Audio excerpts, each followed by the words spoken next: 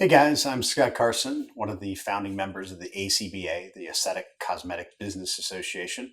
I'm here at the invitation of Kris Groop, the Aesthetic Advisor TV, to be interviewed about some of the changes that affect our industry, some of the tactics that really damage the enterprise value of our practices and our businesses. As a distributor and reseller myself, these same things affect me, and this is the reason why myself and other board members came together to make these changes.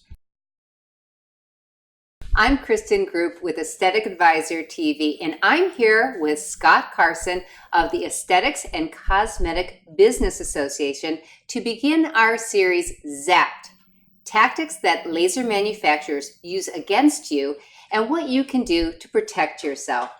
Scott, if a system owner wants to purchase a service contract for a machine, how expensive is it? And do they have to get it from the manufacturer? And what's the difference between a service contract and the recertification fee? You talked about in one of the segments, a recertification fee is nothing more than a way to depress the value of a device in the secondary market. So there's an incentive to only buy new. Okay. There's no legitimacy for it. There's no legal basis for it. They like to suggest that the manufacturers like to suggest that it's about patient safety and a lot of different things. Service contracts are typically devices have 1 or 2 year warranties, most traditionally 1 year. You can buy additional 2 and 3 year warranties, which in fact is what a service contract is. It's service after the warranty period on a new device. And because these recertification fees exist, and as we've talked about in other segments, they don't support the secondary markets with parts and training of technicians, essentially a monopoly is born. Because if you can't get parts, you can't get service training, you effectively have a monopoly. This then allows the manufacturer to charge whatever they want to get service. Because if you think about it, when you're buying a new device, you're not thinking about year 2, 3, and 4. You're often thinking about just year 1. Can I get started? Can I be covered? So you're not thinking about what that service contract is down the road. And by the time you get to that point, you're locked. You've invested $80,000 or $100,000 or $200,000. You have to keep it up. You've started to experience the instability of the system because this is a new industry. They do break down and they do fail. And when that happens and you're not up right away, your customers are angry. It starts to create brand damage for you. So you're forced to buy that service contract at that inflated value. Again, manufacturers will tell you that it's what it costs, it's expensive, these are hard to maintain. But that's only true if the market is open.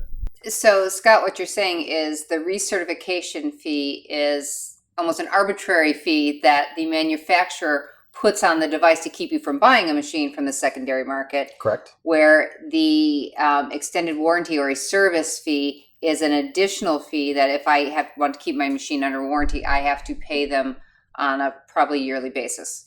Yearly basis, quarterly basis.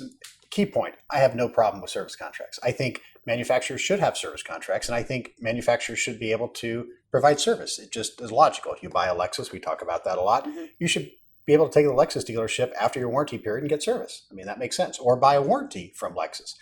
But in an automobile, you can buy warranties from lots of different companies, not just Lexus.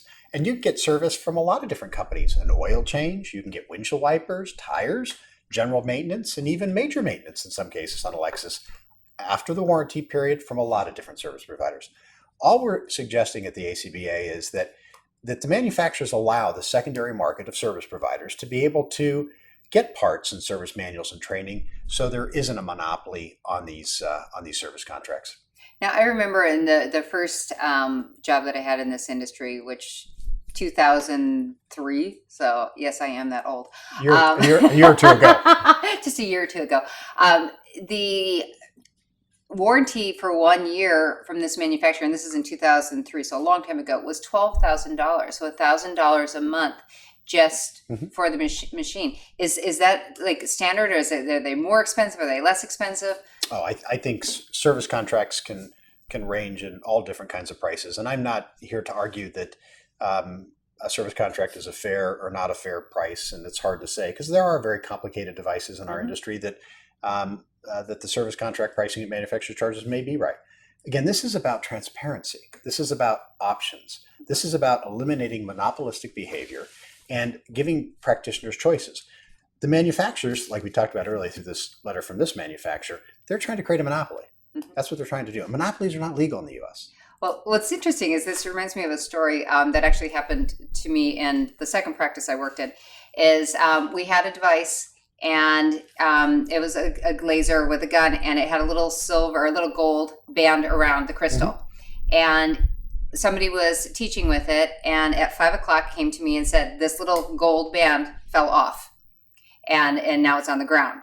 And I said, well, we're going to have to call them tomorrow because they're an East Coast company. They've already closed down because we're 3 hours time difference. I call them the next morning, and they tell me that the warranty ran out the day before. I mean, and this is no lie. And I about lost my mind because I'm like, you're telling me that the warranty ran out a day before. And they ended up gluing it back on. And so it was okay. But when I got the bill for it, it was $1,000. If it hadn't been covered, $1,000 for this little tiny gold, like a little tiny pinky ring on the 9x9 millimeters on this end. It would have been $1,000. You can't tell me that little piece is worth $1,000. It might have been worth a nickel. I have several comments on that. The first thing is I think you respect that there are rules and regulations, and we sign agreements that say certain things, and manufacturers have the right to enforce those things. And today I was on a flight coming in from Chicago, and it was very busy, and somebody's bag was too big for the carry-on. And the young girl that was fairly arguing with the traveler was like, it's just too big and you can't take it. And the traveler was frustrated. And I watched the whole thing, and it reminded me of this industry when, the littlest thing, when you're trying to run a business or you're trying to get somewhere, can become a big thing. And I respect the manufacturer for holding their ground. And I also respect that the clinician or the traveler in this particular case was just trying to do what's fair and right and trying to get a break. So I get all that. And but here's the issue I think you want to think about is, if the manufacturer wouldn't have covered that, don't you want the option to be able to get somebody that would give you a different bid at a different price and not create an uncertified device, or a device that you're threatened with the FDA is no longer going to consider it to be an FDA cleared device? I mean, you want an option. And all we're talking about at the ACBA, all we're looking for is a marketplace that's transparent, that has options, where it's fair.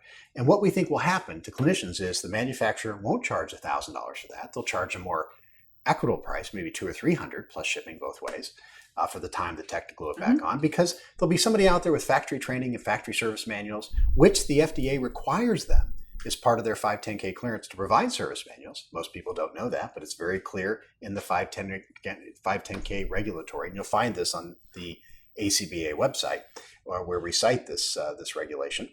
And we just want these people to have options so they can get less expensive service, which ultimately breeds a healthier marketplace, improves patient safety, and patient compliance, and all the things that we're looking for when we build these businesses.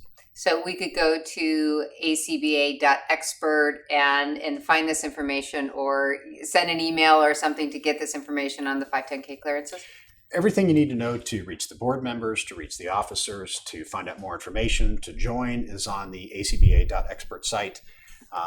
It's www.acba.expert, not com.expert. And the reason why we called it expert is because we're partnered with some of the great luminaries in this space that are passionate about this issue, that have been around this stuff for a long time, to experience this. We have great legal minds that from across the country that are part of the ACBA. They're experts in antitrust and other types of issues. And so it's a focus on the expert nature of our group that is going to help change this industry. Well, thank you very much, Scott. Thanks for having me. We spent some time discussing one tactic that laser manufacturers use against you and what you can do to help protect yourself. I'd like to thank Scott Carson of the ACBA for his dedication to help change this industry and for speaking with me today. You can check out the website again at acba.expert, and thanks for watching.